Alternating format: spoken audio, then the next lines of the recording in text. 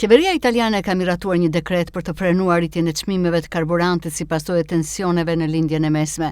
Kryeministria Giorgia Meloni bëri të ditur se masa do të sjellë një ulje të menjëhershme për rreth 25 centësh për litër si reagim ndaj rritjes së çmimeve të shkaktuar nga tensionet ndërkombëtare dhe lufta në Iran. Dekreti përfshin gjithashtu masa mbështetëse për sektorët më të prekur si transporti rrugor dhe peshkimi përmes kredive tatimore. Paralelisht, qeveria ka vendosur të forcojë kontrollet në treg për të parandaluar spekulime, duke parashikuar dhe sanksione për operatorët që abuzojnë me çmimet. Sipas autoriteteve, ndërhyrja është e përkohshme dhe do të mbetet në fuqi për 20 ditë, ndërsa priten zhvillimet në tregjet ndërkombëtare të energjisë, veçanërisht lidhur me situatën në Gjirin Persik dhe ndikimin e mundshëm të saj në furnizimin global me naftë.